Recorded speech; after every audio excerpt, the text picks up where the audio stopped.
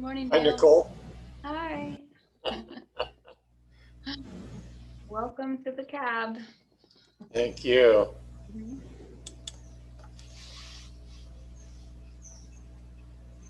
We're waiting for everyone to join here.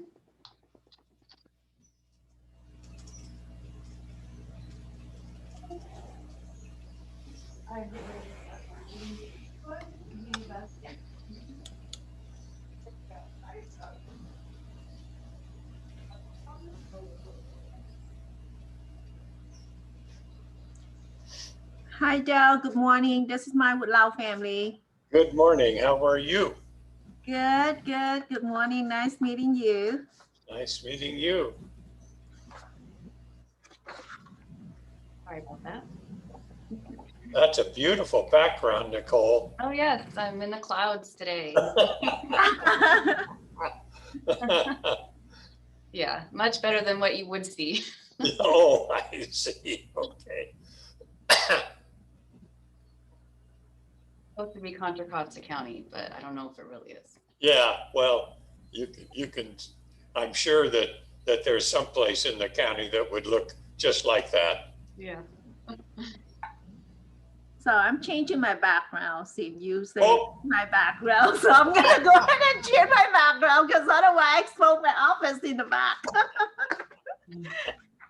Well, thank you. Thank you for pointing that out.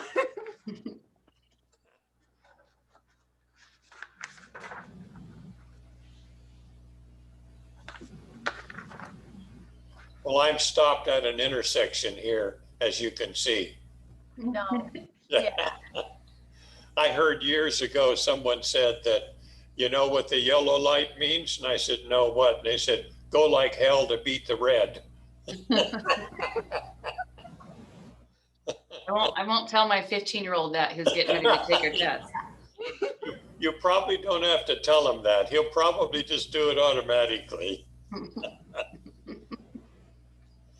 Maybe you want to say, you know, the yellow light is ready to stop. Yeah. Yeah. That would be the right thing, right? Yes, yes. Yeah. Or be careful now. Yeah. It means just look, be careful, look around. And not to speed up, but stop.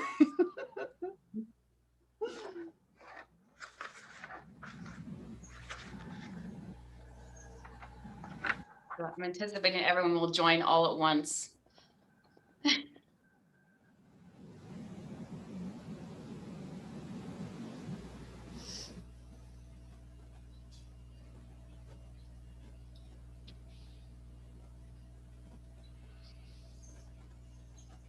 Do you usually have many people from the county that are not on the committee that join in? Yeah, we have a lot of the community-based organizations that we're contracted with that join. Oh, sure. That makes sense. And some folks from the county from different departments.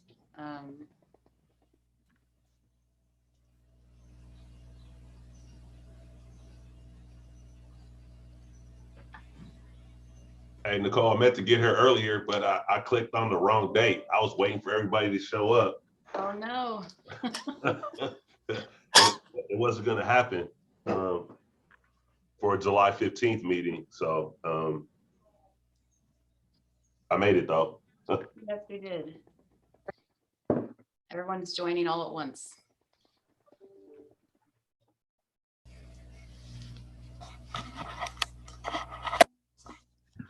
So I know that Terrence won't be here and Shayla. So, and Jerry's out of country, so hopefully, I don't know if she'll be here or not.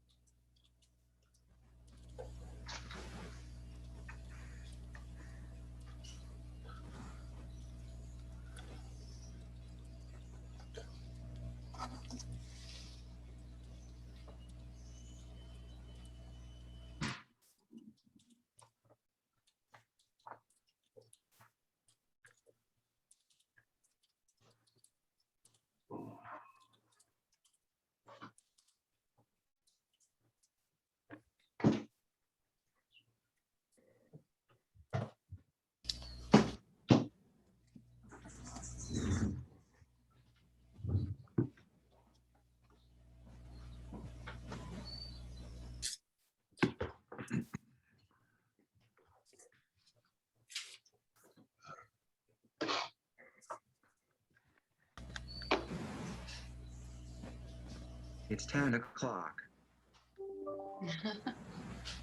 Thank you for the reminder.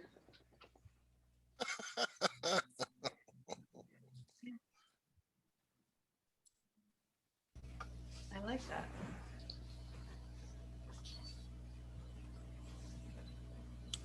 We do have quorum, Michael. And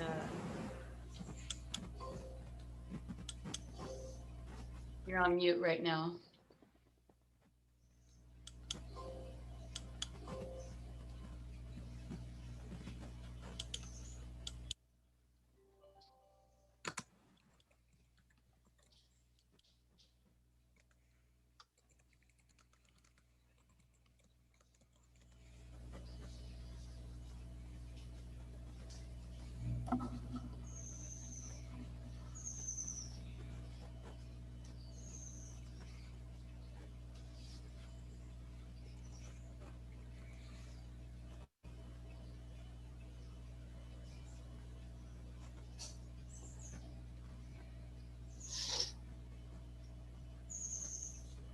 Looks like we have 7, correct? So We have do, we four. have quorum.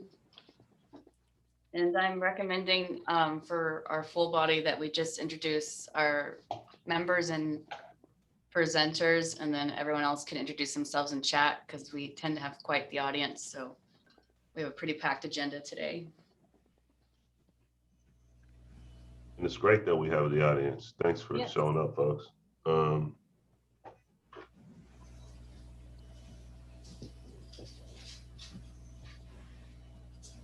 All right, let's get started here. I want to welcome everybody. This is the Community Advisory Board general meeting, and it's 10:02. We'll start up with the agenda. And as Nicole recommended, we're going to do introductions with the CAB members, and to confirm we have quorum, and also let me get an introduction by our speakers today. You're going to do roll call for us? Yeah. So please. I will. Okay. Ozzy, Present. Crawford, Present. Dante, Here. Michael, I'm here. Dr. Hernandez, Present. Nakenya, Present. Nicole Green. Present. And I know that Terrence is not able to join us, and Shayla. Is Devon on? Or Lila? I just joined the call a few minutes late due to technical difficulties. No Thank worries. you. Welcome. I think that's all of our members. Devon's not on yet, but she comes back, we'll introduce her. And then our presenters, well, Nicole Green is a CAB member. She'll be one of the guest speakers today. Nicole, did you want to introduce yourself as your professional self? Yes. Hi, my name is Nicole Green. I am the program manager at Shelter Inc. Excuse me, for reentry. Thank you, Nicole. And then we have my Quach. Sorry, am I totally butchering your name? That's okay. Good morning, everyone. This is my Quach from Lao Family Community Developments. Thank you. And as we suggested, if everyone else can introduce themselves in chat, if you would like, and then we can move on.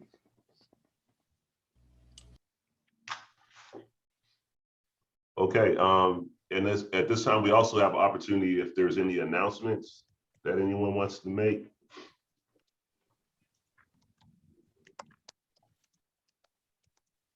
ORJ had an update on the Office of Racial Equity and Social Justice. They had a community update today at 4, and they have moved that to July 26th, which I believe is a Monday.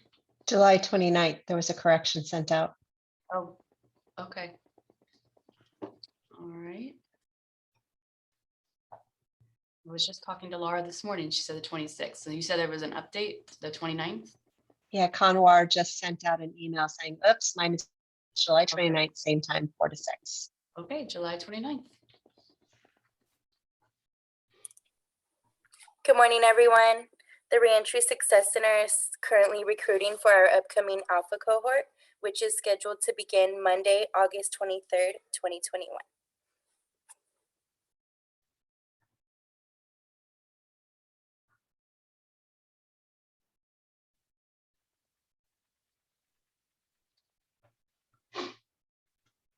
This is Nicole Green. I will give an update for Shelter Inc. We are currently working with alcohol and other drug and recovery to hopefully step in place for support for recovery to assist with them individuals that are going into recovery homes. So I'll hopefully have more information on that at our next CAT meeting.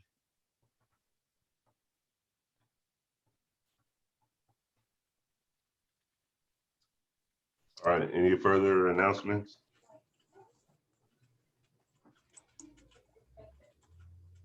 All right, at this time, we open the floor for public comment on any item under the jurisdiction of the CAB, and that's not on this agenda.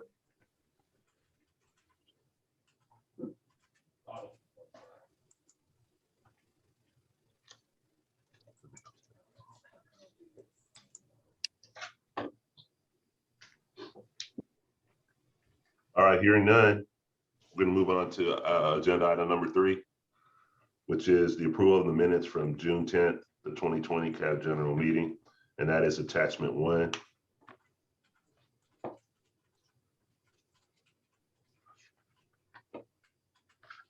this job posted for elections. They want fluency. Well, it says in English. Okay, well, we got that. And we usually leave a moment for folks to kind of look those over again if they haven't already. And this is a voting item. No Japanese, no French. I gotta go live in Canada.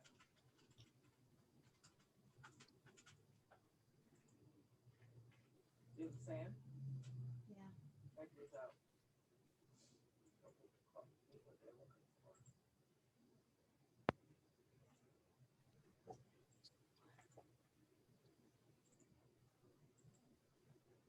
There is one. That is permanent.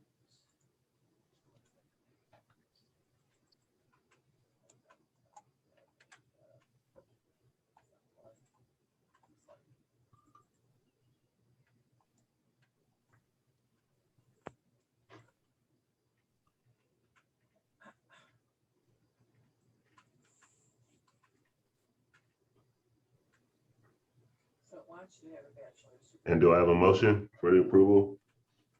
2 years customer oriented. Motion for the approval? That was me. So we got a motion for approval of the minutes from June 10th by Nicole Green. I'd like to second that motion for approval. And that's a second by, that's Ozzy. Yes.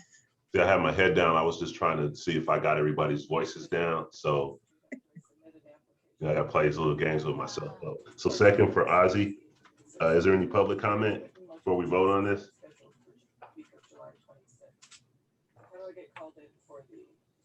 But is it a TU? Hearing none. Nicole, could you help us with the roll call again, please? Ozzy, Aye. Crawford, Aye. Devon, Aye. Dante,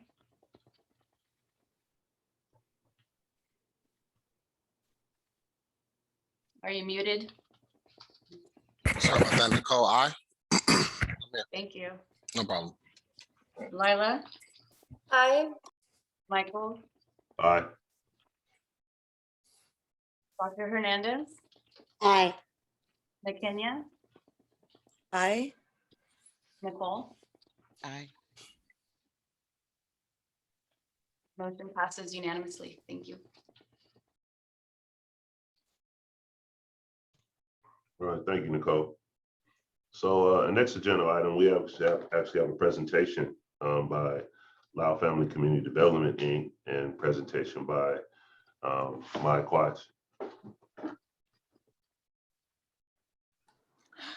Good morning, everyone. This is my Woodlow family. I'm very pleased to have this PowerPoint presentation in front of you, all the CAP members committees.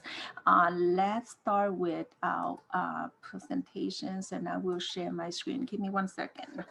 I haven't shared my screen yet. Okay, so I'm gonna share my screen.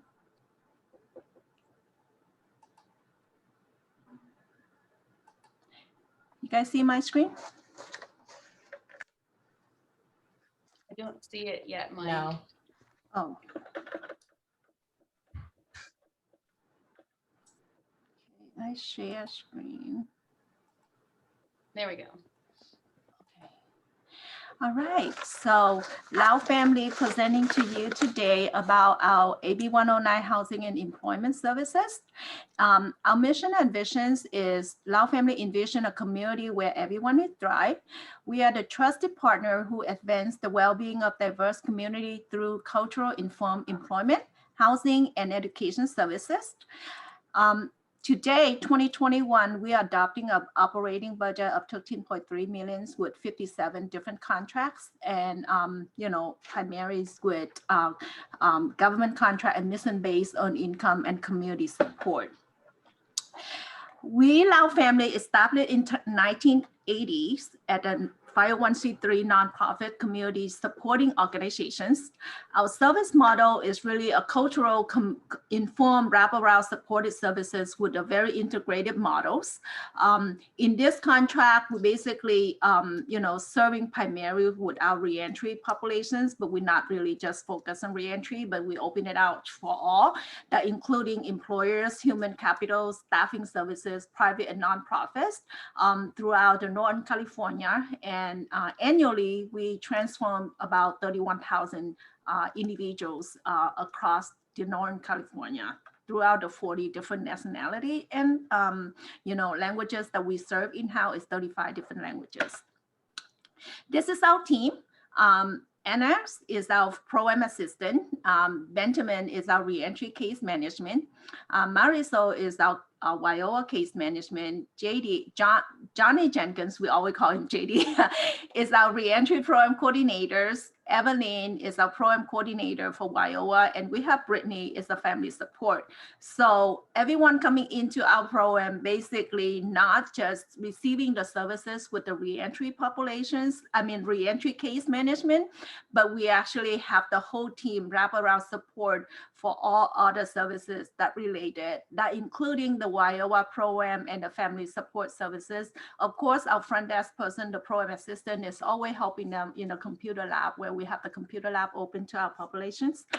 And this is our service model. It's a short-term and long-term subsidized housing support with placement into permanent housing. That's really the goal. But in order for us to helping our participant to go into housing, subsidized housing, from subsidized housing to permanent housing, we basically need to help them to get employment and support, retention services, any barrier removal, any job related, and then job retentions. We set them into different kind of trainings like CTE training, short-term training that they can get certification and certificate. We work with employer to engage the employer hiring our participants who not have a perfect background, right? So we provide ongoing support with our participant, not just support to the clients, but support to the employer. Employer to understand the situations of our participants. And then at the same time, we provide technical support to both employers as well as the participant. Our models is basically, earlier as I shared with you, is the intensive wraparound case management support. So we serving them if we have a chance. We haven't go to provide a pre-release services since COVID happened. But this is what we need to do, and we committed to do, that provide resume clinic, worked with them prior for the time that they release. When they release and get into our program, we provide them with a long-term subsidized housing support up to 12 months. And you see in the package earlier, because we have so many different models of the reentry populations, you will see a little, change in here that we have only 3 months subsidized on the other models than what we have. But in this particular program that we have in Contra Costa County is 12 month, 100% subsidized housing support. Of course, during that time, we provide a detail of orientations, the policy and the procedures, tenant rights, and all those rights that they have at the tenants, and the employment support. When we move them into long-term unsubsidized housing, we continue on with the intensive case management, helping them to get into permanent housing and stabilized housing. Of course, every single one of them get the opportunity to go and learn about money management and financial education workshop. And then everyone gonna be encouraged to open a saving IDA account we call individual development accounts. Incentive is giving to IDA account if they are starting to save based on their earned incomes. And yes, ongoing support services, peer support is always there because that's the key for them to success. The well-being implementation map is we have individualized plan. We have the map. In that map, that is their housing is priority. The employment support is the priority in order for them to continue on with permanent housing. And then mental health support, substance abuse is through our network within the community to provide additional support to our participant. Counseling and mentoring is there. Social adjustment is there to support our participant through our network of the West County, the WIN network. Transportations and uniforms is always there in order for us to ensure that we serve them at the whole individuals, not just a piece of it, like place them into housing and make sure they place in housing. No, we want to wrap around every single little thing. Training is available by co-enroll with other programs that we have available in-house, like the YO program, for them to go into either CTE training, certification training, GED if needed. And, if we're not eligible into financial aid, the YO support is there to support our participant. Employment, we have internally with pre-employment workshops, soft skill training, we do job referral, we do job interview, we do mock interview. We host many on-site, on-site job fair, individual interview on-site. We have a little room in our office where employer can just come on-site and do an interview clinic right on our place, where the participant don't have to go to the employer side, but employer can always come in and do the mock interview with our participant. And, on the job placement, IDA, individual training account that what we be able to support our participant and the employer. So the goal for this program is annually, we committed to have 12 individuals, enroll into our program with 100% housing subsidized. However, during the last 2 years that what we have, as of today, we actually serve 147 individuals. All those we not really house 12 individuals annually, but we serve, I think 48 in the last 2 years that we house them. 100% subsidized. Some of them, they don't need the whole 12-month cycle of subsidized housing because they already earn income. I have a lot of earned income, be able to put into saving. And that's the reason why participants don't have to stay onto the 12 months of housing support, but they move on to permanent housing individually, themselves successfully graduate from the program. So they not longer need the support that what we have. So literally every single one that have somewhat of, felony probation background eligible for this program as we define under the AB 109. So eligibility as long as we got the referral from the county, from our partners, and beside the priority participant, other participant who can be able to identify eligible, we serve them. And for those who not really eligible into this program, we serve them anyway, not really recorded into the program and get funded under the program, but we serve them under the other source of funding where it's not restricted under this eligibility. So how COVID impact us? And many of you know, COVID hit us hard, and especially with the population that we serve. And because of that, we literally not really closing our door. We shut our door for the first 2 weeks in March when the shelter in place orders happened. But after that, we luckily that we have a lot of local employers that we've been working with. So they're supporting us with the sneeze guard, mask, be able to be distributing it, and PPE provided. So we be able to continue to provide services to our participants by appointment only. Those we serve one-on-one individually by appointment. They call and schedule appointment. So we be able to serve our participants throughout the whole entire COVID, when many other organizations haven't been able to. We open our door, we serve our participants because this is the population needed the most, especially during the COVID time. So we committed to the community that we serve them, we talk to them via tech.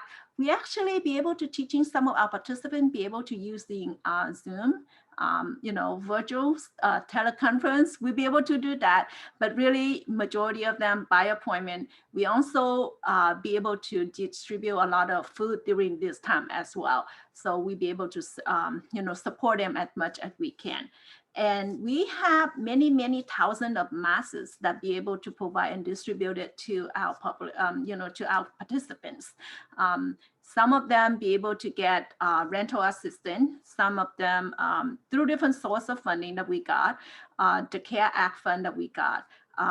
So transportation, food, gift cards, water bill, many other things that COVID impacted related, we be able to support participants on that. So this is our program outcomes. The age group that we serve at UC, majority of the participant that you see in here is in a younger age, 25 to 44 is hitting 66% of our participant. And then of course, there are a few younger age, like 18 to 24, it's only about 10%. The rest of them is less than 10%. We have a few of them with older age, 66, about 7% of them that are 55 and older, and 12% in the mid 40 and 50. Many of them are male. So you see in the gender that we see out of 147 that what we serve in our program, 32 of them are female, and the rest of them, more than 100 of them are male. And you can see that 82% of them are African Americans. The others is a mix of Asians, Latino, and Caucasians that we have in our current participant. This is our outcomes of the employment placement. So you see 147 of them are completing enroll into our programs. In this program, we be able to help them with pre-employment workshops. They receive housing assistance. They got job placement. It's not very high placement numbers. If you compare the total number of what we enroll into our program as 147, but actually only 48% of them that actually get employment. A small percent of them be able to get into training where they still in the training, haven't really finished the training so that they can get job placement yet. 36% of them get housing assistance, subsidized housing assistance. We cannot really afford to give all of 147 based on the budget that what we have is only 12 placement into housing that we be able to provide subsidized housing per year. But because we be able to graduate people out from the 12 months per year in the length of their subsidized. So because of that, we be able to serve more people in subsidized housing. And that's the reason why you see that we be able to support we be able to support up to 36% of them out of 147 people into housing subsidized. And this is our impact. JD, are you still on the line? You want to talk about your customer? Well, good morning, everyone. What I want to talk about is the employment component Mr. Pontley first, but I want to say all of our clients here, we have a system set up because I have a background in working strong with employers. So I have a lot of jobs set up where the client can actually get a job the first day he walks into our office because I do the outreach and ask for help. So based on the outreach and help, I can make promises day one to all of my clients, everyone. That's why some clients move on so fast so that they get jobs they want. Mr. Pontley, when he came in, I did something unique that I haven't done in years. I did a family meeting because due to Corona, I had to have the support of someone. So I went to an old strategy called family support. I had a family meeting and explained to them that I was making a promise to their son. And I was making a promise to the community that I could find him a job in 1 to 30 days if I received support. So I don't want him stressed out. We all agreed. And then they helped him with his appearance because a lot of agency wasn't available. And through that approach, it took off for him. We had a 15-minute meeting in the parking next door at Gonzalez, standing around in a circle. And from there, I was able to get his resume done. Ben was coming on, and it just took off for the young man. He went to an interview to someone that I know. I showed him how to interview. I told him the things that he wanted to do because he said, hey, look at my hair. I said, go in there and act confident. Go in there like I would go. I'm big on bragging. So just act like JD and brag in the interview. Tell him what you could do all the way down. If you can't do the job, I give you back your check. Okay, so he used that happy approach, and the lady name was Susan. After the first interview, she was so happy with how he interviewed. She never asked or was concerned about his background. I promised him that would have happened. She never asked. She called me and she said, say, JD, what do you like about him? And what's unique about him? I said, I'm gonna tell you a secret. He can walk on water and swim in the sky. He just don't know it. He has that type of talent. And she like, whoa, that was a number I never heard before. I say, well, I'm big on bragging, and he's just gonna back it up for me. So you look at the picture, he goes to work every day, and he copied me. I say, get up at 6 a.m. every day because your car is not new as mine. So if it doesn't start, you can take Lyft or Uber. You have to beat her because she's taking a chance on you, but you have to show up because she wants you to succeed and she wants to help you to succeed. She didn't even ask the young man about what he did wrong. He was so happy about that. I said, just go in there and go for it. And then second of all, he may be leaving early because his fiance, like Mai was saying earlier, she was also unemployed. So what did our Loud family do? We got her a job. So together, they're making about $75,000, $80,000 a year.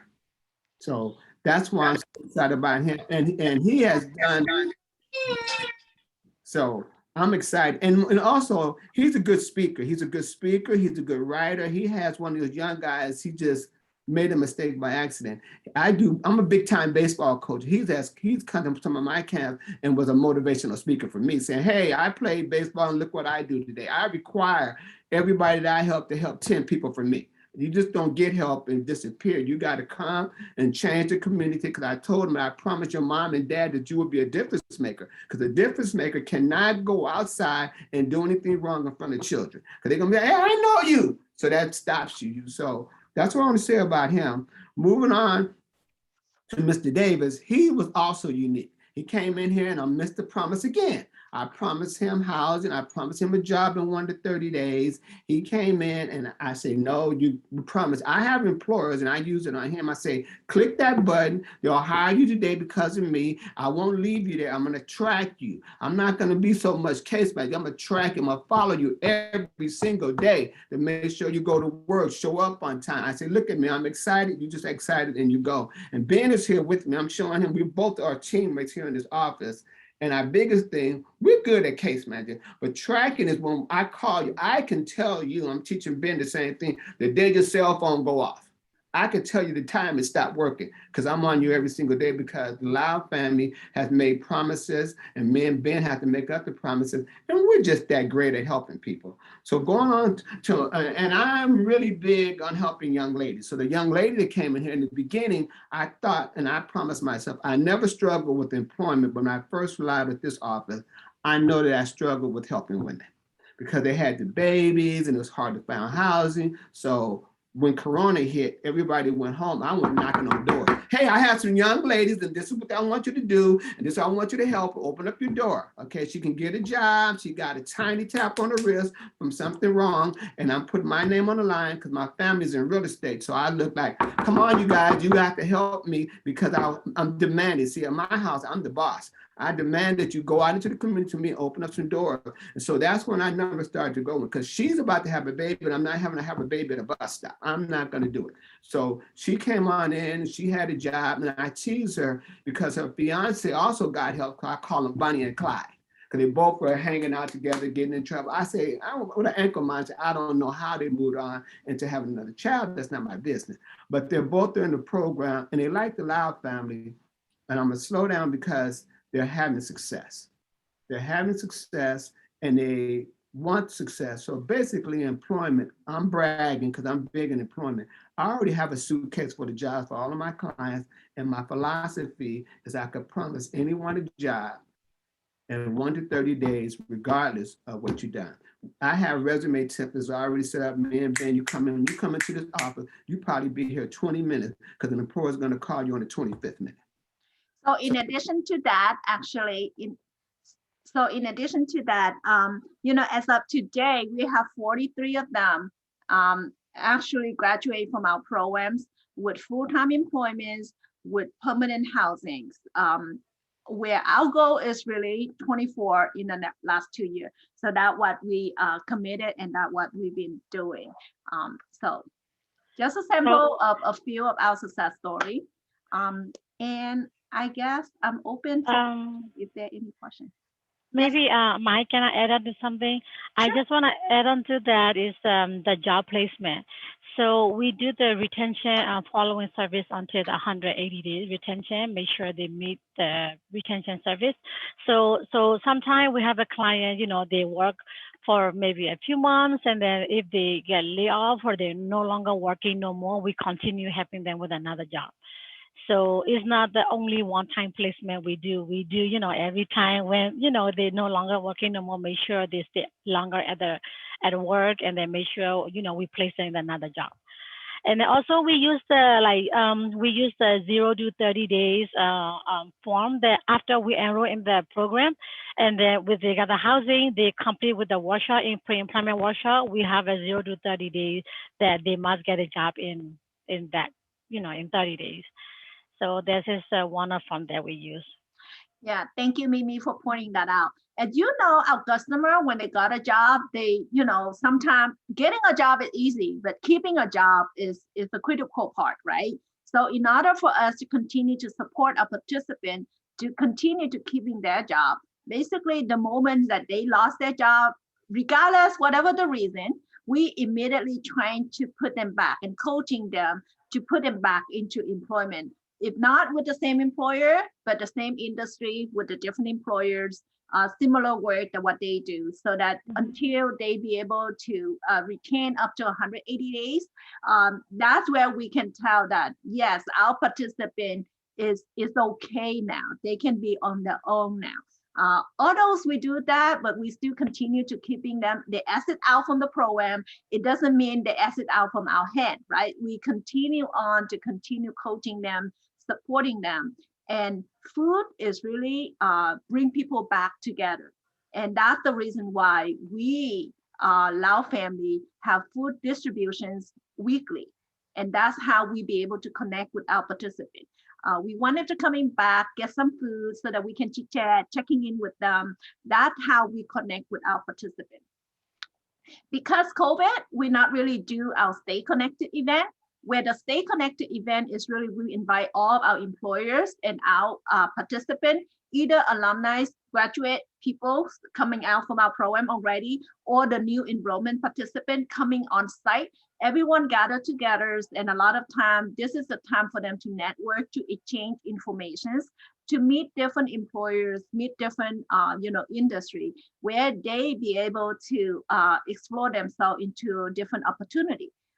And that's what we're trying to do. We hope that we're going to be able to bring it back in 2022, or at least, during Thanksgiving, Christmas time this year. But we haven't done that since COVID happened. And I guess, any question for me? or for us, Lao family team?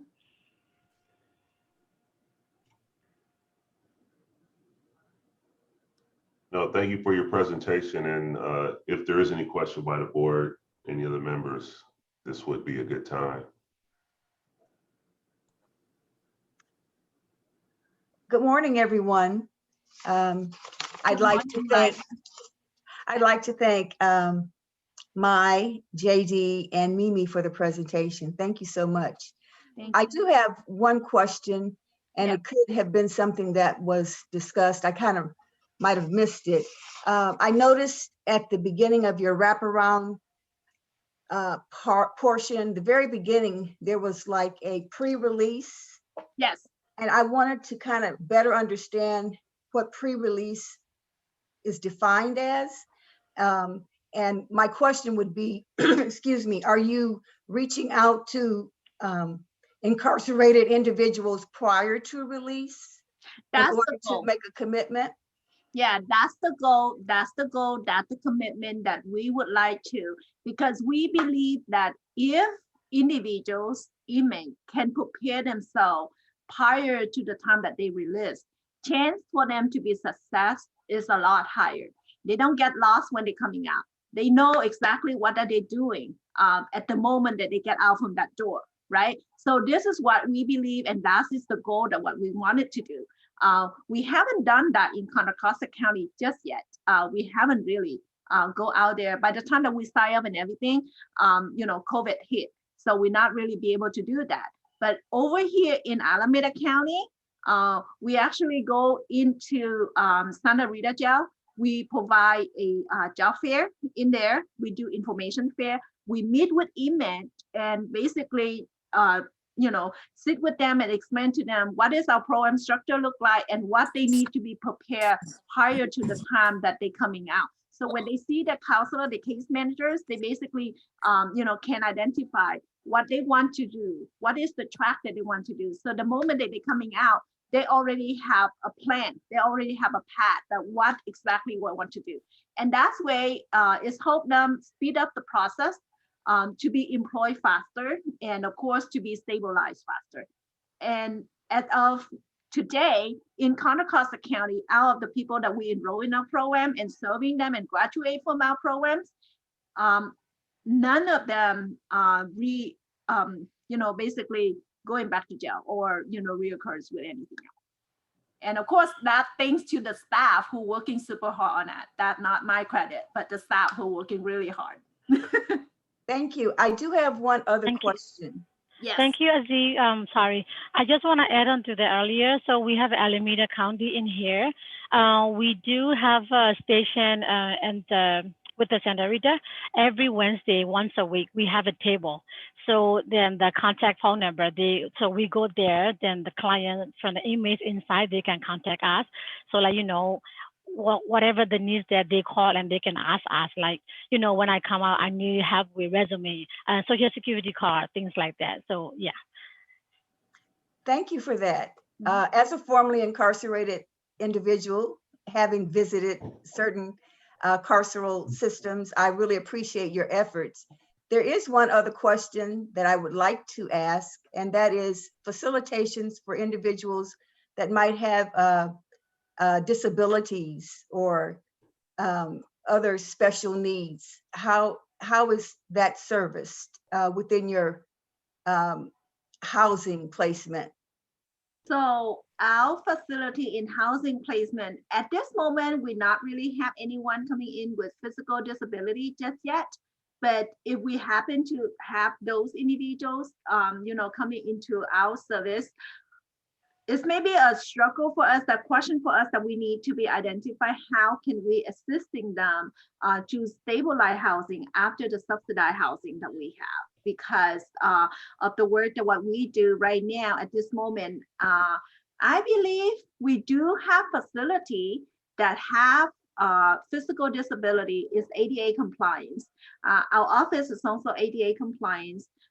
But we need to working harder. If we have those individuals who coming in with disability, then we need to be communicate with different employer and perhaps maybe connect with the Department of Rehab to equip to to request for certain equipments where we'd be able to place them into different employers that have the support of the employer side as well as the Department of Rehab that support them with different kind of equipment so that they can be employable.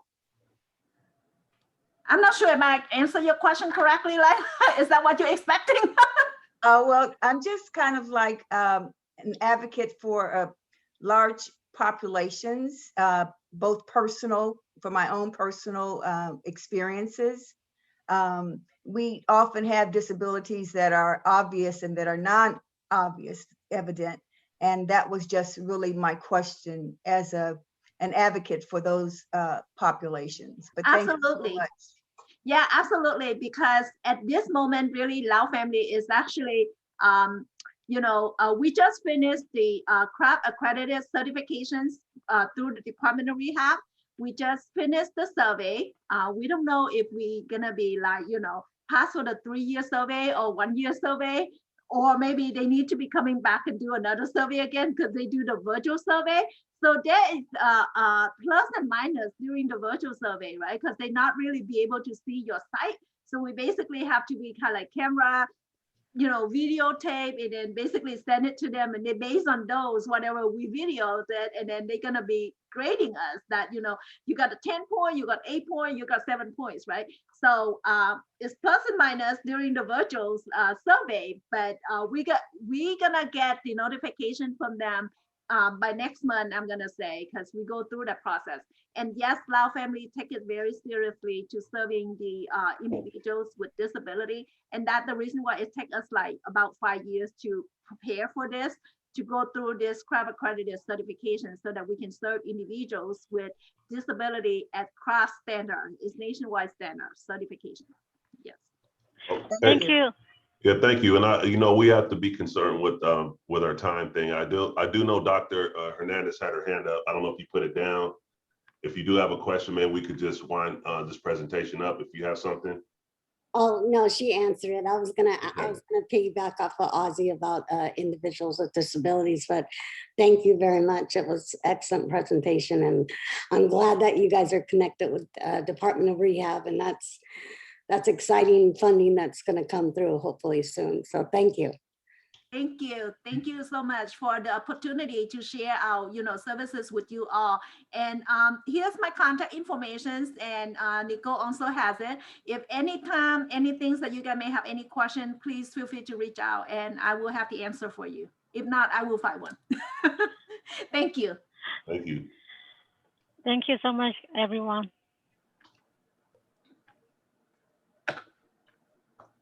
Okay, agenda item 5, we kind of have a familiar face here, is gonna do a presentation for Shelter Inc. Shelter Inc. Nicole Green, you are up. Hello. So Nicole, do you want me to share my PowerPoint or just use the agenda? Doesn't matter. Sorry, I'm muted. You should be able to share your screen. You want to try doing that? Yeah, I have challenges sometimes, so just bear with me.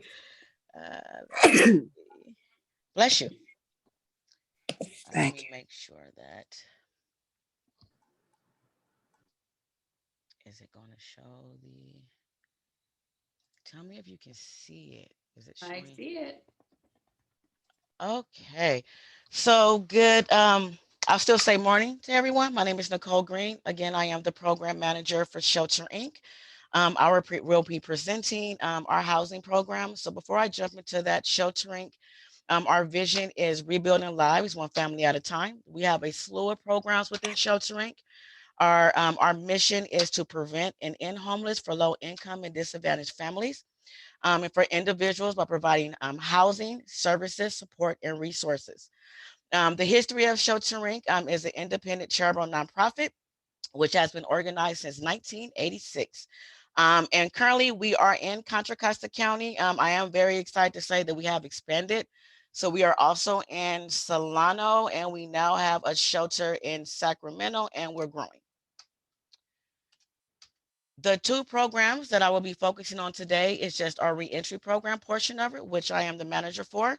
I will be going over our AB 109 program and Positive Future. So I'm very excited to talk about our 2 programs here. For our AB 109 program, which is the Assembly Bill 109, which was established in California Public Safety Alignment back in 2011. It allows for nonviolent, non-serious, non-sexual offenders who are released from California State Prison to be supervised by our local county probation officers.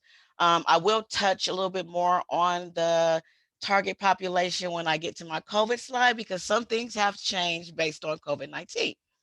But initially, these individuals was transferred from for more of a lower level from CDCR over to Contra Costa County probation.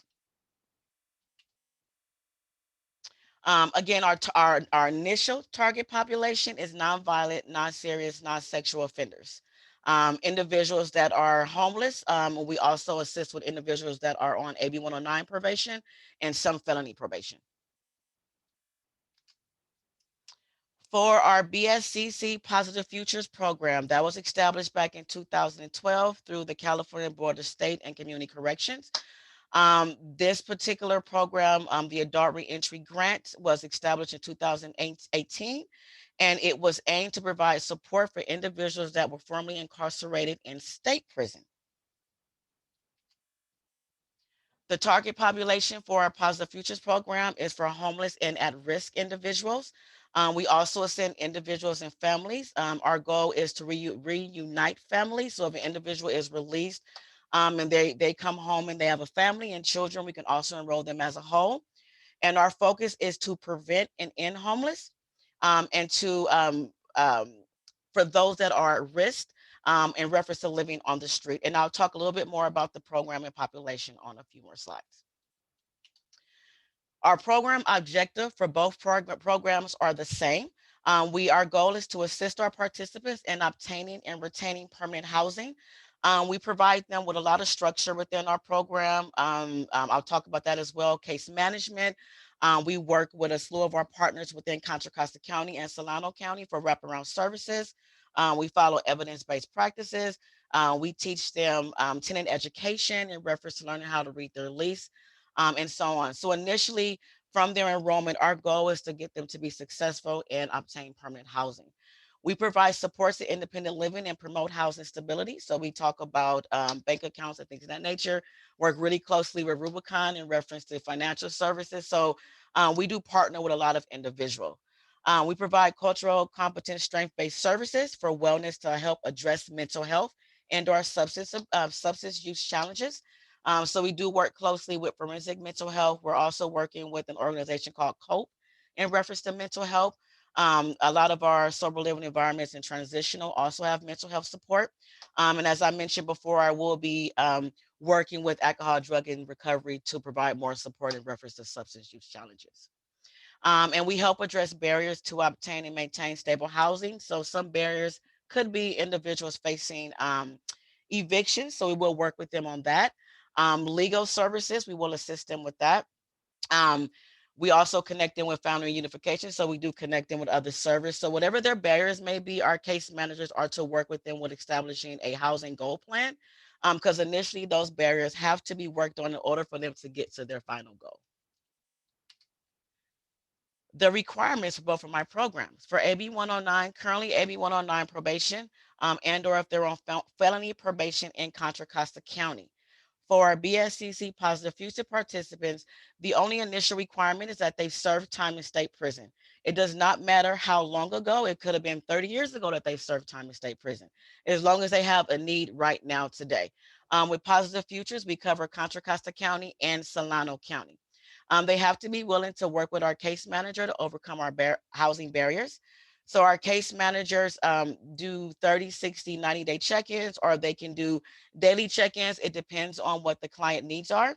They are to establish goals with our clients to achieve and check in with them. So we do long-term goals as well as short-term goals. The short-term goals is more on what they're working on today. We don't want to overwhelm them from when they're released. We want to kind of break it down. And with that, we can show them their growth. So by the time they reach their long-term goal, they can realize that they can actually achieve whatever they want. They have to possess and obtain their ID and Social Security card within 60 days. Due to COVID, we did provide more time for that because we know a lot of things were shut down, especially Social Security office. So it was very difficult for them to obtain their Social Security card. We do provide them with the fee waiver for their California ID. We also walk them through the process to apply for their Social Security card, or we'll connect them to services to help us as well. Obtain employment or increase income throughout employment and mainstream benefits. So we do coordinate with our reentry partners to help them establish employment. So we work as a whole. We try to create a group of support around clients by working with our partners in order to get them into housing. They have to be capable to sustain permanent housing after short term with intensive case management. So even though we provide them with housing support, and I'll talk about in reference to the funding that we help with, once they're housed, we continue to provide support. So we want to ensure that they're doing good, that they can pay their bills, that, you know, if they need any help, we just don't want to throw them in there. So even though we find them permanent housing, we still continue our case management and support.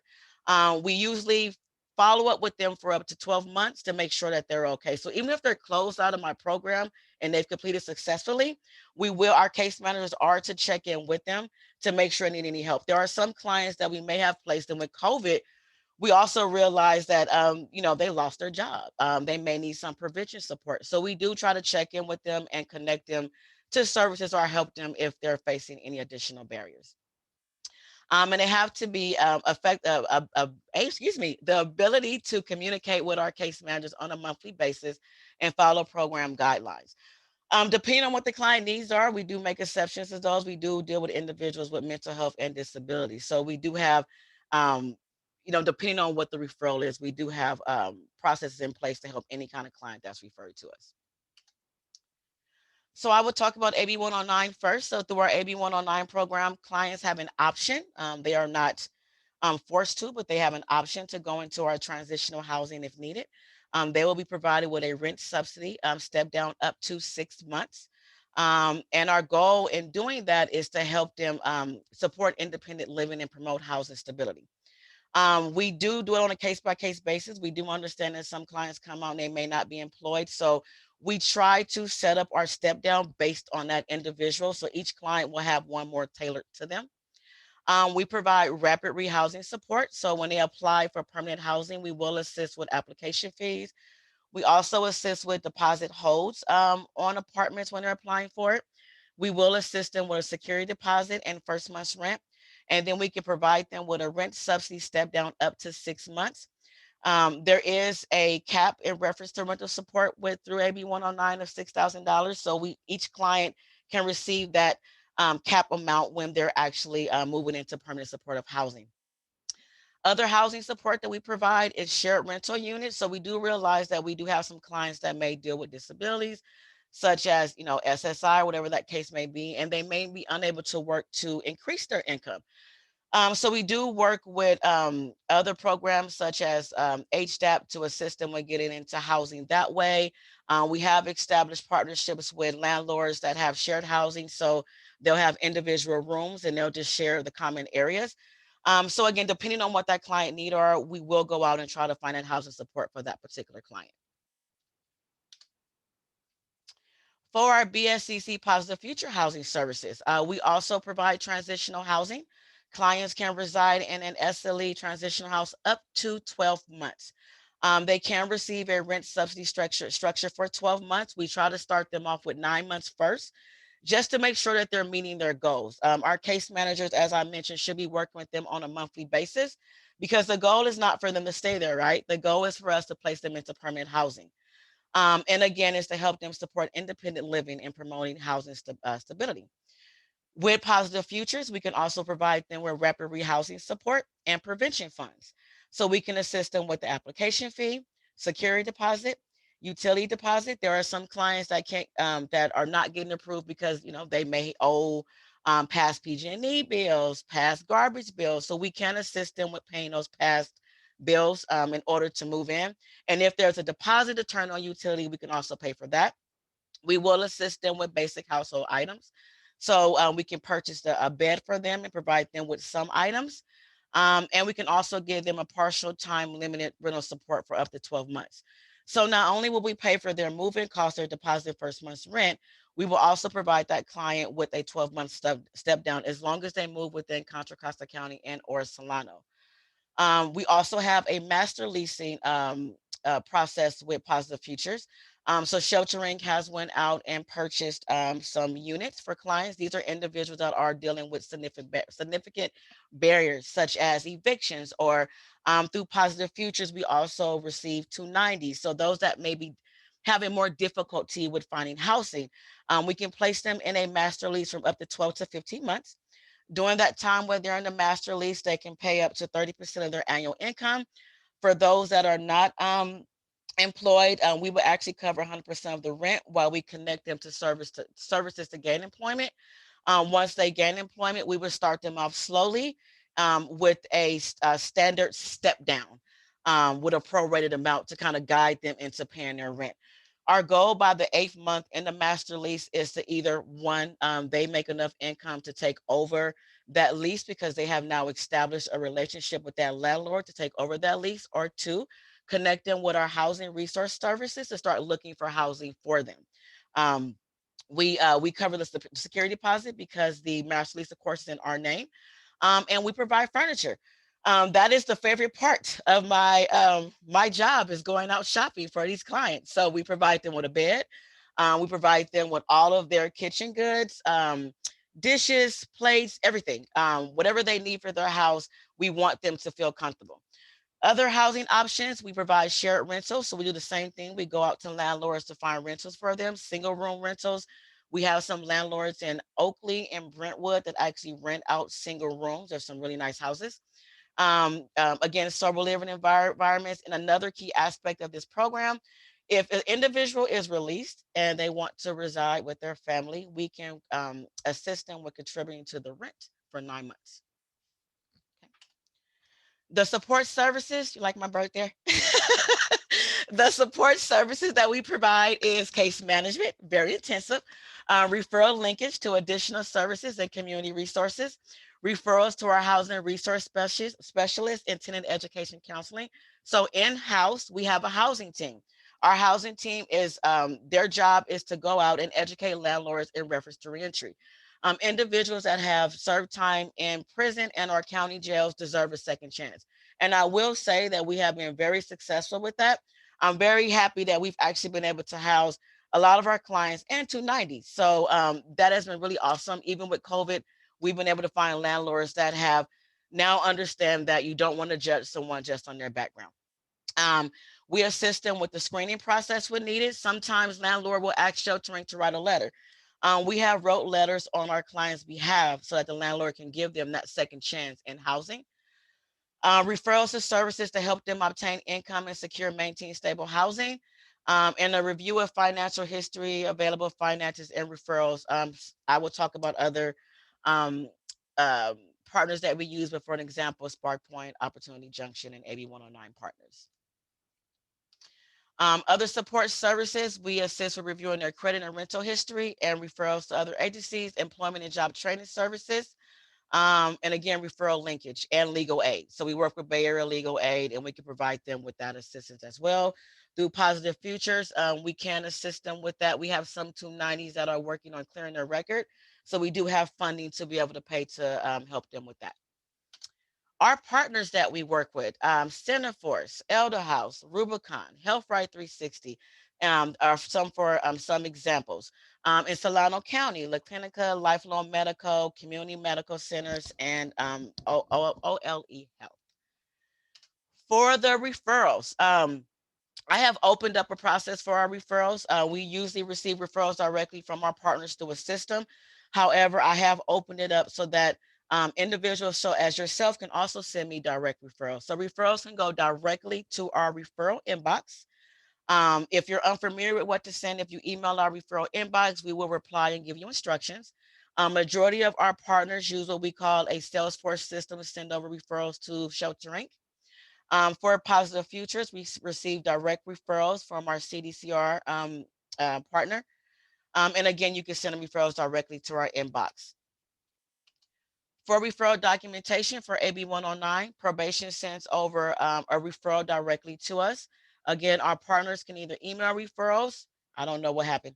Our partners can, I can keep going. Our partners can either email a referral or they can email our inbox. And again, for Positive Futures, they can send a direct referral over to me or they can email our inbox. Nicole, I think my time ended. Oh, Nicole. I can't hear you. Great job. Thank you. Oh, you're good? You weren't trying to pull something else up that completed it? Yes, but it's okay. No, thank you. No problem. Again, any questions or comments from the CAB members?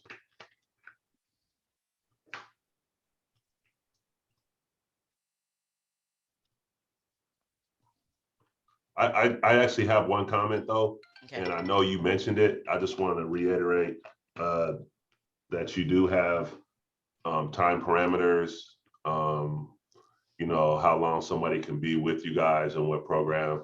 And when you say you really take in consideration what's going on with folks, my personal experience has been that has definitely been the case.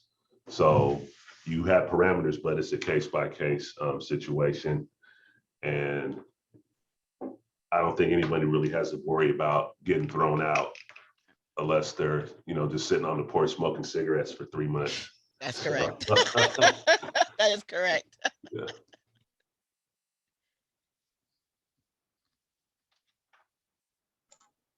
Thank you, Nicole. It was very thorough and you answered all of my questions. I really appreciated the presentation. Thank you. Thank you.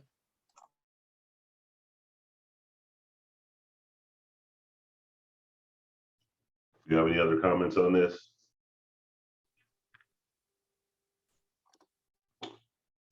All right, let's moving right along.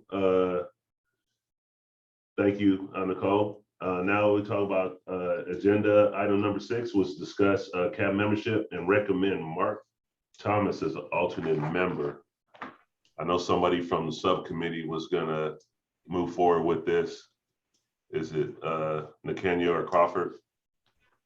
I'll step in this time. We had the opportunity to interview Mr. Mark Thomas, and that's on pages 43 and 44 of your packet, just if you want to see specifically what we looked at. And I guess my first comment and the comment from our group is we were impressed with his strong desire to serve. He's interested in implementing restorative justice practices and best practices for reentry. I guess the question for us becomes, what does this gentleman bring to the table? And I'm going to list 4 things for your consideration. The first, he brings the experience of being formerly incarcerated. The second, he's a conflict resolution specialist. The third, he's worked with the San Francisco Sheriff's Department. And finally, the fourth, he's participated in activities of the San Francisco Reentry Council. Our committee asked Mr. Thomas several items or questions, and I'm going to just list 3 of the questions we asked him and give you his responses. And we thought these responses were of particular note. The first question, what is the key ingredient for our returning citizens? And he responded, mental health. And I know so many of us have talked about that, and to hear that from him resonated, at least with me and for the rest of us. The second question we posed, once incarcerated, when should an individual start preparing for reentry? And he responded, as soon as you were incarcerated. And keep in mind that it's an ongoing educational process. So in other words, don't delay, pick up the pen, pick up the pencil, and get with it, get to it. And finally, we asked the gentleman, where can funds be best directed / distributed to assist those who are currently in the incarceration process? And here's how he responded. He responded that these funds would be important in the area of education, reentry training, and employment opportunities. And I guess listening to some of these previous presentation, he falls, in my view, in line and in sync with assisting individuals who will be in the returning citizen process. So based on our candidate review, we definitely recommend approval. And I ask if there are any questions from the board. I believe Mr. Thomas is with us. You may be able to ask him questions, and I'll be quiet from here on. Thank you. Hey, thank you, Crawford. And Mark, and this is your opportunity, just kind of like that first outreach meeting, you stopped in and we kind of, asked you just to tell a little bit about yourself. So this is the full cab, and I know this is probably like your third step in this process, but this opportunity for you just to introduce yourself to the full cab. Okay, well, I'm Mark Thomas. I'm currently living in Oakley. I've been in this area for 2 years now. I grew up in Oakland well, most of my life I've lived in Oakland, and most of my working life I've worked in San Francisco. I worked with the Sheriff's Department as an instructor, and I've also worked with a large community organization, ECS. So I worked a lot in the shelters and with people on the street and with formerly incarcerated and reentry. So, but back to Oakland. So I grew up in Oakland in a time where the Black Panthers were active. I actually didn't live too far away from the East Oakland location of the Panthers on East 14th. I went to Castlemont High School. I went on to the Colorado University at Boulder. And that's connected to Castlemont. In Castlemont, my psychology teacher had a poster of Martin Luther King on the wall. And I eventually read all of Martin Luther King, but so that's where I got my idea of dedicating myself to something, body, mind, and soul. Because on the poster she had, he said, if a man hasn't found something he's willing to die for, he isn't fit to live. But to me, that means I've read his whole paper there. I mean, he's saying people should be dedicated to something more than themselves, whether it's your next door neighbor, your children, your family, or just the person falling down in the middle of the street where no one else is helping them. That's what you should be willing to do. So since then, I dedicated my life to that, but I got into a little trouble when I was in college, got chronic fatigue syndrome, mostly chemical sensitivity. So I learned about what desperation and hopelessness can do to you. So I ended up robbing banks. I ended up, robbing gun stores, playing desperado. I got caught in Wyoming. I went all the way from the Bay Area to Laramie, Wyoming to get caught. And then I did 2 years, got out, sent me to halfway house. I didn't do well, ran off again. What the hell? And this time, I decided not to go back alive. I didn't like prison. So I got shot 4 times point blank, and I had that kind of near-death experience. Oops, and then I popped back to say, uh-oh, while I was on the ground, I realized, man, I really messed up here. I better get my stuff together. So I did. I did get 20 more years, but they were well worth it. I learned everything I could learn. I worked with people inside as a mentor, a spiritual advisor, as a teacher. So I did the whole thing and been on boards, even inside. I've been on boards outside too. So it all goes together, me trying to figure out this problem of what's going on in this world and for humanity. So that's why I studied psychology. I think the problem's in our human psyche. It's not in our DNA, but it's in psyche. We have to figure this out before we destroy ourselves. So I've committed myself to that. And I do everything I can to be of use. One of my biggest skills is I can follow instructions. That is, I can learn how to do stuff because I can follow instructions, even if it's fixing my car by YouTube. So I think it's a good quality. I'm willing to tackle many different things because I'm good at figuring things out. But people are the main thing I've been working with. Every individual is worthwhile. Whether I've had students who are currently living on the streets while they were coming in for GD. And then, but we also have to go every group, every people, every nation is valuable, and we have to restore all of it. So that's why I'm a restorative practitioner and work with social science too. So, and I think I can make a difference. So I decided to become involved with what you're doing in this county. I've worked in San Francisco and with Oakland County, but I haven't worked involved with people here. So I'll see what I can do. And that's basically where I'm coming from.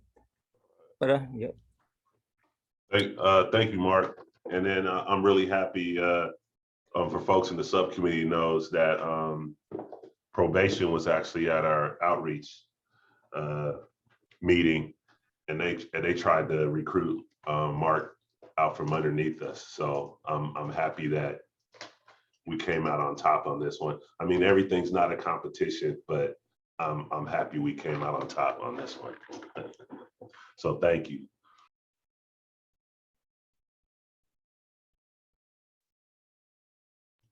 So as Crawford said, the subcommittee is bringing this to the full cab recommendation that that Mark Thomas serve as an alternate member, and that we would pass that up the chain. So that is a voting item. I don't know if there's any questions or public comment.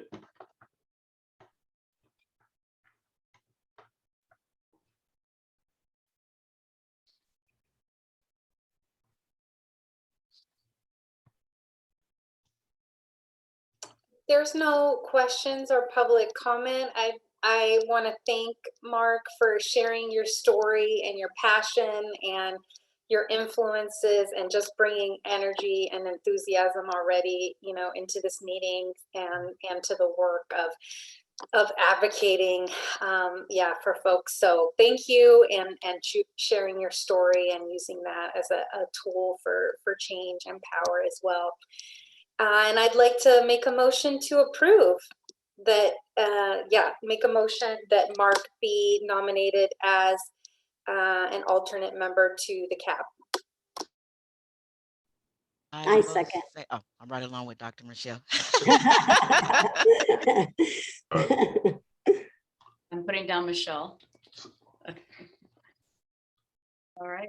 So I don't know if that counts double. If we have a double second, we have everybody second in this, but that's cool. I was second too, but I'm not a voting member. All right. So is there any public comment before we vote? Hearing none, please take us away, Nicole. Ozzy. Aye. Crawford. Yes. Devon. Dante.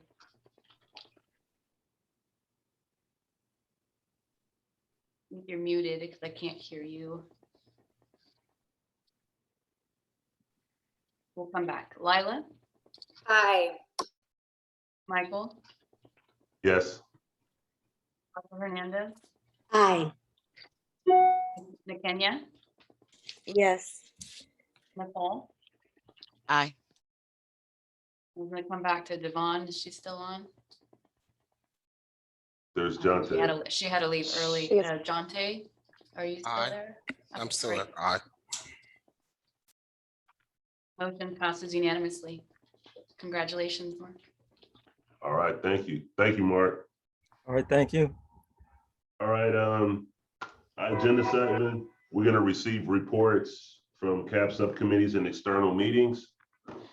The first one is a report from the Board of Supervisors. I actually visited that meeting, and there is an attachment. Some that they were brought up that is pertinent to CAB is their decision on how the formulation of the meetings are going to go as we're coming out of COVID, and with the idea of getting back to public meetings. So what our attachments are is saying that one, the Board of Supervisors is going to a hybrid process on the 14th where all the board members are going to be back together. My question originally from listening to this, this item was the question, were we going to be getting direction from the Board of Supervisors as to how our board would be formulated? And that's the question I don't have the answer to yet. We do have, one of my other experts here is Jill, Jill Ray. Could you chime in if I've got it incorrectly? Sure, happy to jump on that and explain further what's happening with the Board of Supervisors. So bottom line is the current Brown Act, the Brown Act before the emergency order, allows a public meeting for people to virtually be in a meeting who are on a board as long as a quorum of the board or committee or commission is in the room. And so there's just requirements about posting the agenda at the location, the offsite location for those people who are Zooming in or virtually attending a meeting. Traditionally, it's been via phone. Going forward, the Board of Supervisors have asked the County Administrator's Office to work with our Office of, it's called Do It, Department of Intellectual, whatever, to work with all the staff members of the various advisory bodies to work on hybrid opportunities, which means that we're going to have to look at all our county spaces take place and ensure that there's ability to offer hybrid meetings. They want to do that going forward, regardless of what the governor's emergency order ends September 30th, but we're not sure what's going to happen from there. But the Board of Supervisors is dedicated to allow people to attend meetings virtually because it's been such a huge success. The only parameter at this point in time is that a quorum of the body be in the room. So as long as you have a quorum of members in the room, other members can virtually Zoom in to participate in meetings or call in. So that's sort of the overview on that. And Nicole had actually asked me to provide some updates from the various meetings. I'm happy to do that now, or if you want to take a pause and see if anybody has any questions first. Well, I just want to say thank you, Jill, because what you just said, that's the part I wasn't really clear from actually sitting in that meeting, was about the members. Because I think at the beginning, the thought was that all members would have to be there, and the hybrid part was for public comment. But you're saying that what they're hoping moves forward is that the hybrid would be that a quorum of members have to be present together, and then the rest of the folks could be. That is current Brown Act regulations. Hold on, my dog is, I've got a contractor here. Oh my gosh. I apologize for that. So as it stands right now, the current Brown Act, the Brown Act that exists in California outside of the emergency order, a body can move forward with the meeting as long as a quorum of the body is present in the room, and then people can call in from offsite locations. There's just a requirement of posting that agenda in the 96 hours ahead of time at that offsite location. Right. So that is allowable by law right now. The only piece that is questionable from a county perspective is to ensure that wherever the meeting rooms are that people are meeting in, that they are tech connected to allow for that virtual aspect to take place easily. So that's the piece that they're looking into. Okay, and then just one question, just so I understand. And then, so I understand what you're saying about the offsite, how Brown Act is now.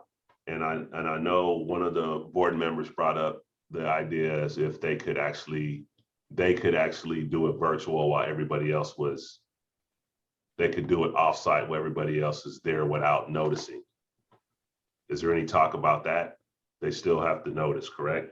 Yeah, no, the notification as it stands right now, the Brown Act requires that a notification be placed at the location. So if somebody's zooming in from their home, you'd have to have an agenda posted on your front door, and you would have to allow the public to come in and participate there if that's. Okay. So, but we don't know what the governor is going to do after September 30th. So that's the big question. All right. And then the question is, are we getting direction from ORJ? Are we getting from PPC? Or are we getting direction from the board on how this body will move forward? The county administrator has asked that they work with all the staff of advisory bodies to ensure that whatever meeting room you choose is tech connected. Yes, and it may mean that we have to use alternative, I'm sorry, Patrice, it may mean that we have to use alternative meeting sites if certain places that people traditionally meet are not able to be connected. Yeah, okay. Yeah, and I'll jump on this too. So the county clerk's office did reach out to us requesting sort of our preference, and given that we staff not only CAB, but also a few other committees as well.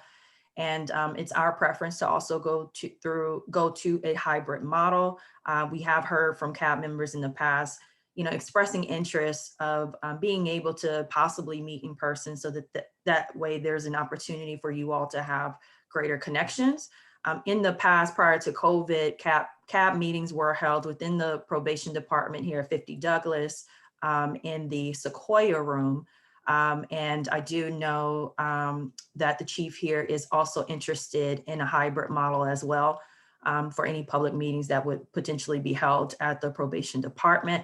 That said, we do not know at this point whether or not we are tech savvy enough to be able to have both a virtual and in-person meeting happening at the same time. So once we get more information on that, we'll be happy to share that with CAB members. Got it. Just one quick question on this. And so if we do move into a hybrid model, it will be an elective experience where members and public could either come in person or dial in electronically? To be quite honest with you, I do not know just yet of what does it mean to be hybrid? Because it can mean various things, or how it will be operationalized could be a few different things.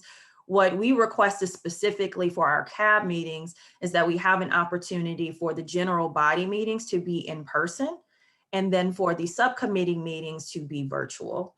To me, that is a sort of a hybrid structure. It at least gives you all an opportunity for once a month to see each other in person. Anything outside of that, any other accommodations that can be made outside of that, we'll be willing to work with the CAO's office or clerk's office to work that through.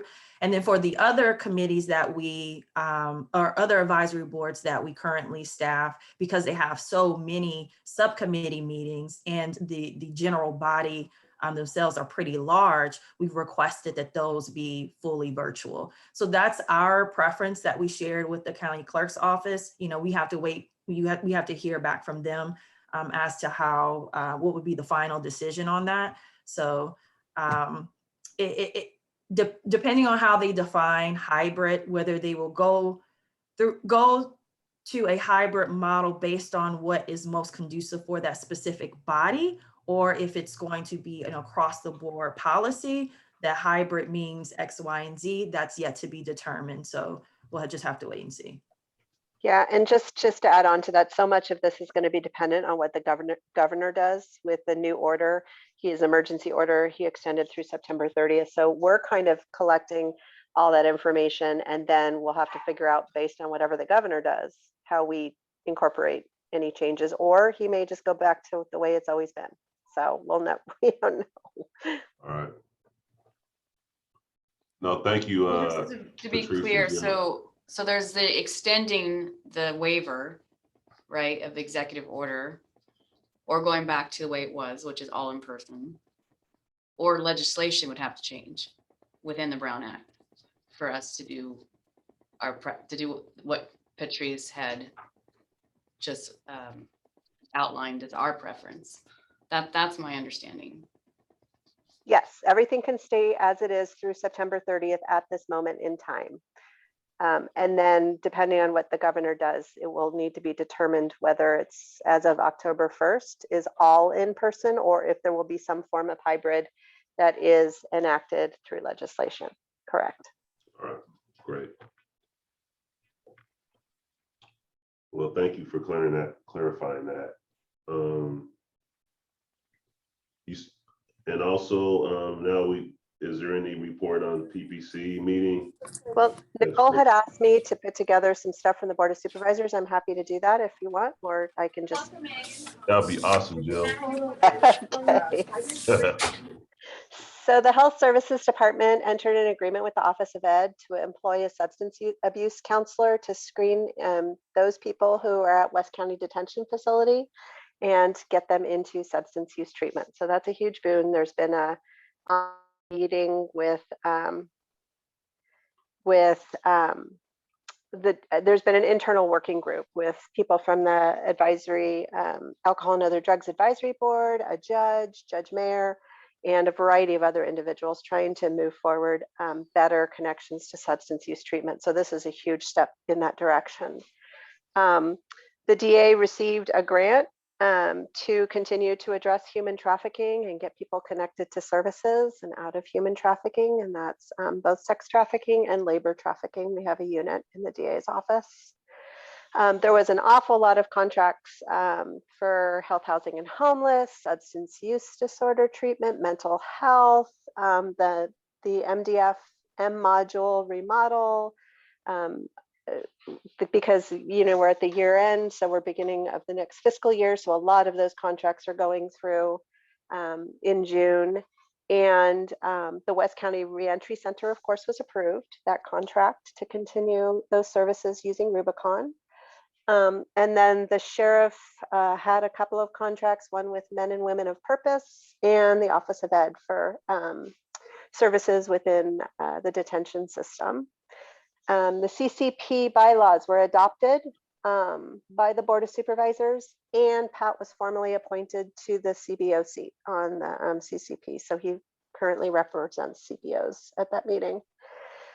For those of you who are familiar with our Concord shelter, it has been fully remodeled and reopened. I got a tour of it. If any of you haven't seen it lately, if you saw it before and haven't seen it lately, it is amazing. So they have provided private spaces for people. It's still going to act as a warming center, but it also has a backyard area so people don't have to hang out on the streets. It has kennels, it has storage. It is amazing. They listened to their clients, and they have adapted the shelter to accommodate the requests of those people who take services there. There is an update, and Nicole already mentioned it, on the Office of Racial Equity and Social Justice that was done at the Board of Supervisors. And then the virtual community meeting is scheduled for July 29th, 4 to 6, so that you can see the same presentation that was done at the Board of Supervisors. And it basically was an update on where they are in the process in establishing that office. The Board of Supervisors extended the eviction moratorium in Contra Costa County for both residential and business through September 30th. And next Tuesday, Isa is going to give a presentation on juvenile justice, the juvenile justice system, which includes also the realignment population from DJJ. She's going to update the Board of Supervisors on that on Tuesday. And we are continuing our efforts to get people connected to the Emergency Rental Relief Fund. If you are not familiar with that, there is millions of dollars in funds to help people pay back rent, and it's been slow going getting people connected. We're hoping to exhaust that money because there's millions sitting there to help people. The Measure X Community Advisory Board continues to meet weekly. They get presentations every week from different parts of the county. Last week was health, housing, and homeless. This week was public safety. If you have 3 or 4 hours to spend on a Wednesday evening from 5 o'clock on, I welcome you to participate. It's super interesting. It gives you an opportunity to see a whole variety of services that you may or may not know exists in the county. And then the rapid improvement event that was working on the community crisis response and alternative to police is having a soft launch this month. They have gone through 3 rapid improvement events to develop a program that they are now going to test.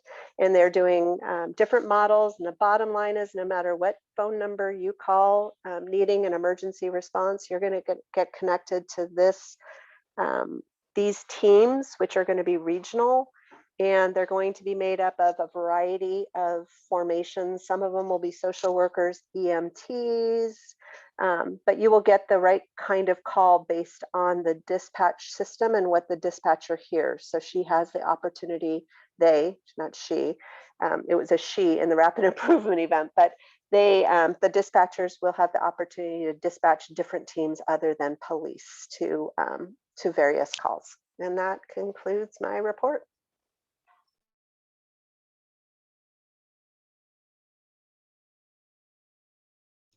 Thank you, Jill. Hey, I actually had an opportunity to tour the shelter as well, and it does look like a totally different place. It looks really, really nice. And to answer your other question, there was no PPC meeting. It was canceled. All the items, any items on it were deferred to July. Okay. Quick question about the Concord shelter. Is there any overnight stay there, or it's just during Oh yeah. the day? Oh yeah. They have developed, actually they have developed couples rooms. They have a male section, a female section, and a gender neutral section with individual bed spaces, individual rooms. They're open ceiling, but they have walls, a door, storage within the bedroom. And so that's all overnight. And then there's a whole nother section that's the warming center that has 6 beds. So people can, core teams can bring people in, and there's 6 beds there. They'll have some limited amount of, it's not going to act as our referral center as much as it used to, just because of space challenges with COVID. So they're looking at different space to do that care center. Thanks so much.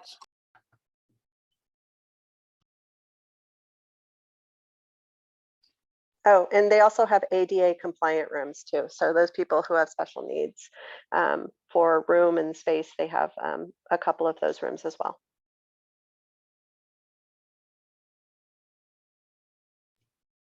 Thank you, Jill. Actually, we have a report from the Outreach and Community Engagement Subcommittee. I'll follow up again here, Michael. We had 3 highlights from our committee. The first, we reviewed the ambassador assignments as best as we could, with the emphasis on equity assignments. This will be discussed further. It's on today's agenda. The next item, we're expanding our recruitment and community engagement efforts to include state senators and state representatives who have constituents in Contra Costa County. We've been able to nail that down, we believe. And then finally, we reviewed the application of Mr. Mark Thomas, and that was presented earlier. Those are the highlights of our committee meeting or subcommittee meeting. Thank you.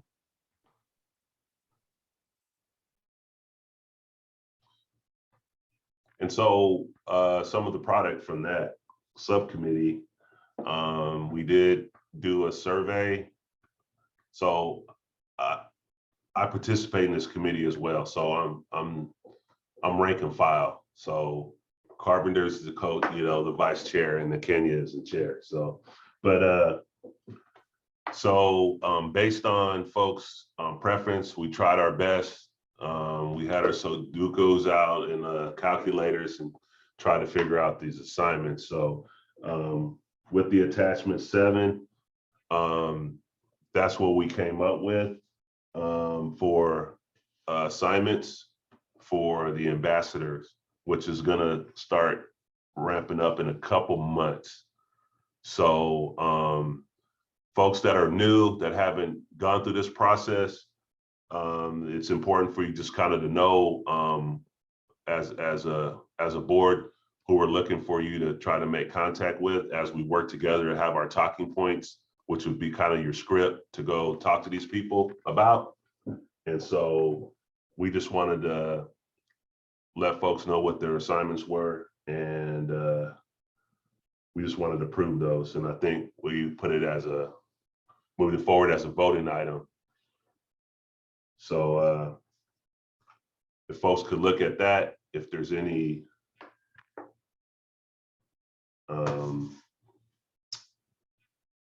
I don't know, any issues from any of the members or any questions,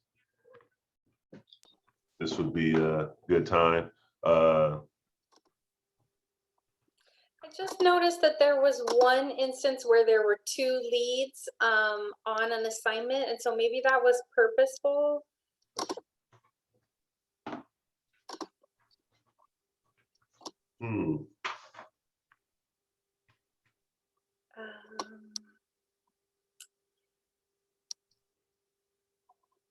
That was for SO. So both myself and Kenya were listed as leads, which is great. I was just curious. And you know what? That's not the only place. And where we kind of, again, when I said we had the Sudoku and the calculator out where we were trying to figure this out. So it ended up where there would be people that would be like the second twice. And so, we figured we could discuss this later for these folks to just kind of figure it out and how to handle that one where they're both leads. So they're both really assigned to that one. Perfect. Sounds good. I'm down with it. I was just trying to remember if that was purposeful. It is. Okay. Thank you. And just for some consistency, we did try to, if anybody, to at least have one of the people that met with folks last year to do it again this year. So we made that attempt. And then also, as you can see, Crawford and myself volunteered to do more than one because the numbers didn't match up. So we may distribute those out with the fact that we are actually, you know, some folks might volunteer up, or I guess my math wasn't as good as I thought it was. You know, I know last year You're gaining one more person. You have an alternate that can help. Yeah. And last year, you know, we asked for 3, you know, pick your top 3 because I think we were down to like 7 members at that time. So I thought, you know, we just do 2 this time would be all right. No, I'm sure there's some math people in here that should have went for 3, but this is what we came up with. So if there's no strong objections. Hey, Michael, before you call for a vote, is everyone familiar with what's the specific role of the person that takes lead? Well, that's a good point, Patrice, because of course I want to get confused with what we talked about in the subcommittee. So the person in the lead is the one who's gonna set up the meeting. We actually have a template that we used last year for the email requesting the meeting. So we'll be getting that to you. So the lead is the one who's actually setting up. Maybe take the lead in the short meeting, and then the second would kind of take notes. I got that right, Patrice? You did.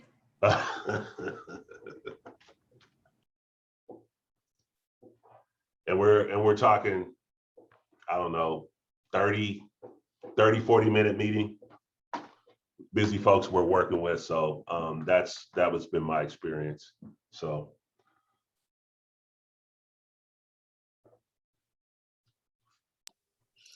I'd like to make a motion. This is Lila, to approve the assignments for the ambassador program, and I'm looking forward to participating in that, and you know, receiving the talking points, and yeah. I second it. Who seconded it? Nicole. Nicole? You're supposed to remember my voice, Michael. No, I have my head down. I was writing, so you're right. Is before we vote, is there any public comment?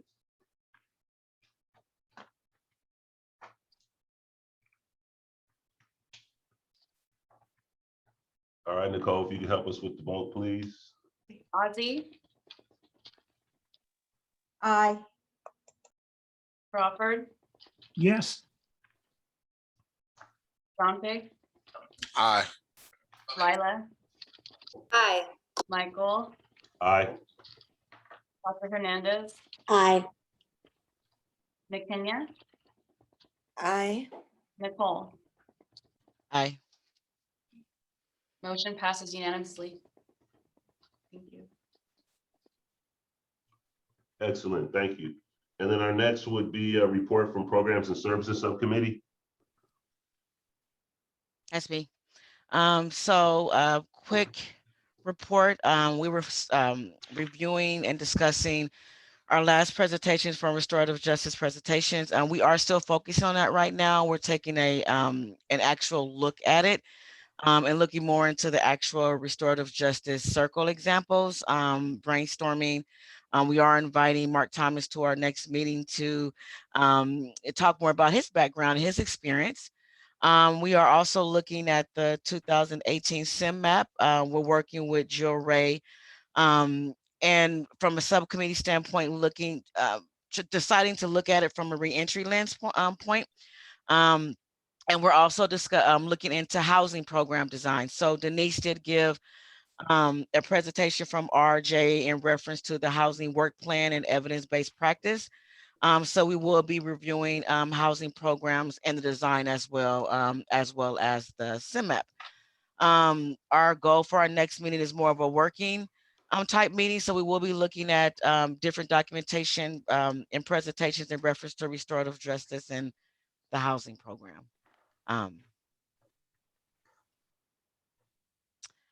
Don't have any items to bring to the full cab for this one.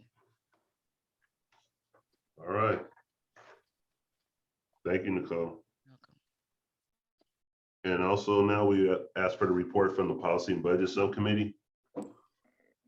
Hey, Michael, good morning. As far as Jonathan. policy and budget, really don't have anything really new to report. I know we did finalize our goal 1 and goal 2 for our work plan.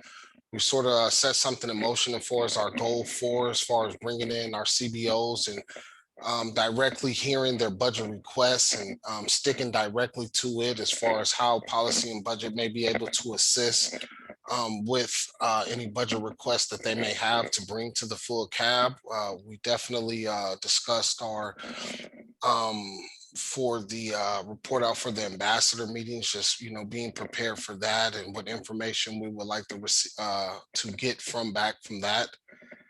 And as far as that, everything else was just sort of us just really finalizing our budget work plan. Nothing really to report back to the full cab at this time.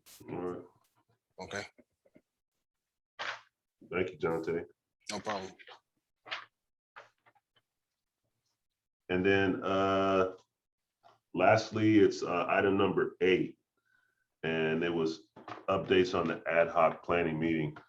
I had mentioned in the last meeting my hope of having kind of a ad hoc meeting for the cab, no voting items, and it was basically going to be kind of an arm on going with my theory that maybe there's some things that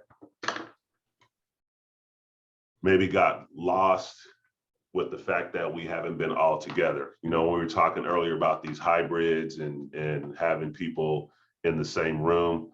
I don't want to sound like an anti-technology guy because I'm not, but I really feel the challenges of the fact that we have not been able to sit in the same room together, as well as the idea that some of us have, haven't had working relationships or knew each other before we were actually on this board.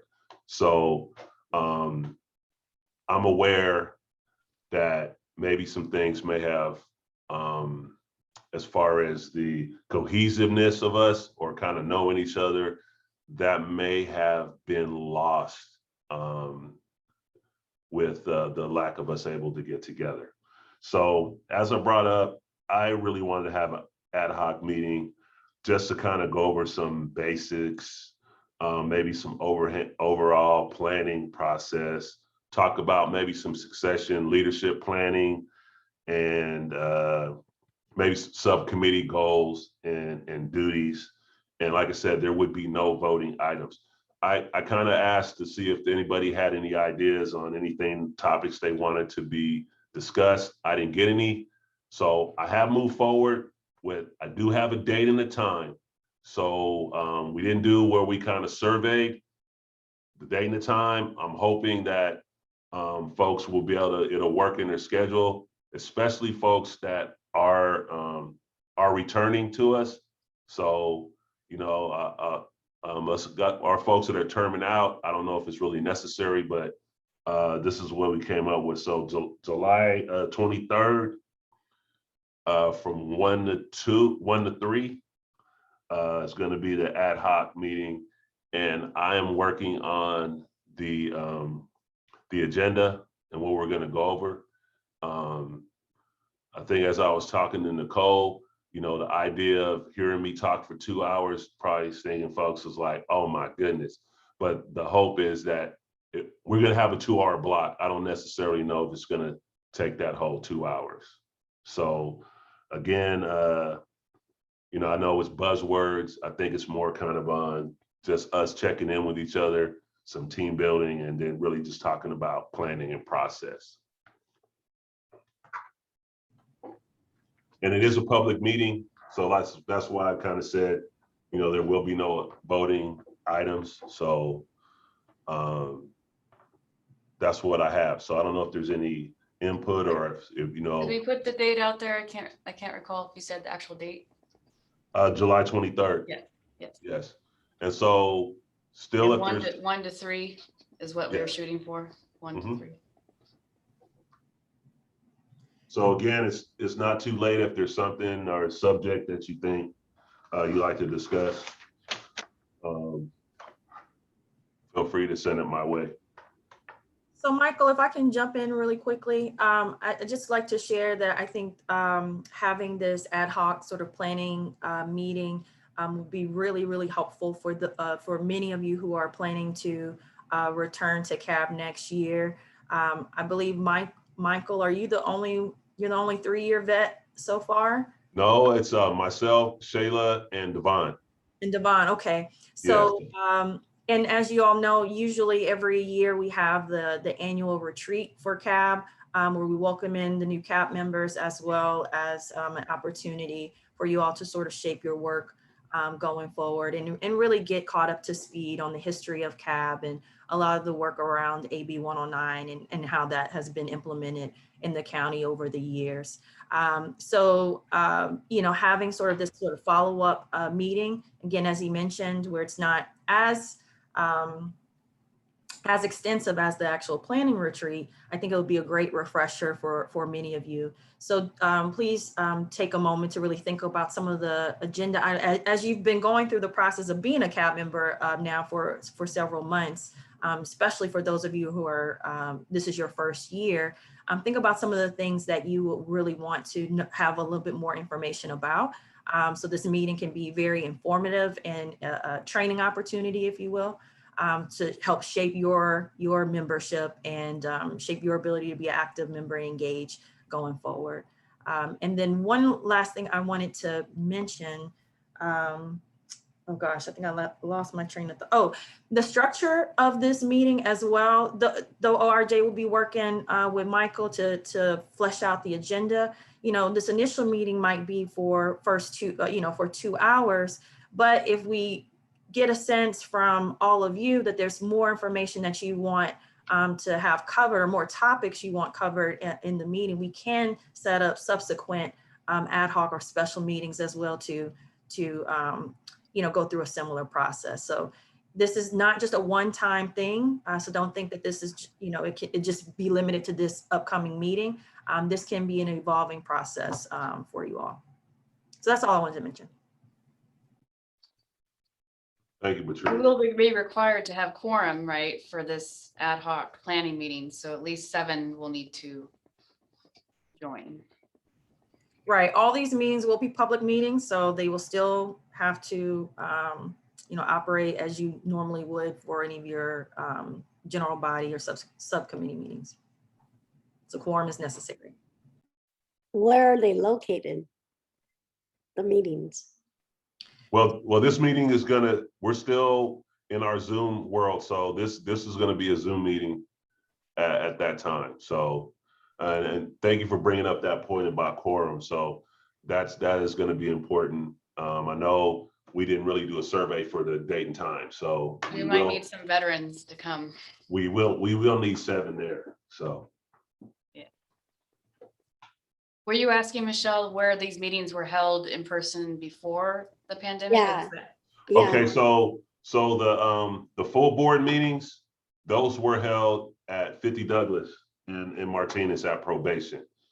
ORJ was actually under the CAOs before. So actually the subcommittee meetings, most of those were held in Martinez as well, like in the Board of Supervisors offices down at downtown Martinez. I don't know if there was another subcommittee where most of the West people were meeting anywhere on the West, but the committee meetings I was involved with were downtown Martinez and 50 Douglas. And in fact, the outreach, before I got on it, the outreach committee actually met in Antioch. That worked best for staff. That was at Health Right 360's offices. So it's kind of where you can provide and what was worked best for ORJ support for our meetings. Did I make a short story long? Did I cover it, Dr. Hernandez? Perfect, thank you.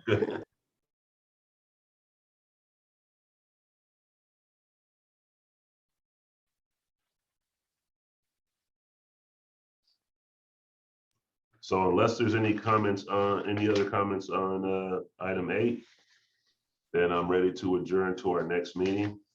General meeting is August 12th at 10 a.m. And it is what, 11:51, and we are adjourned. Thank you. Thank you. Bye, thank you, everyone. Thank you. Thank you, everyone. Bye. Thank you. Bye.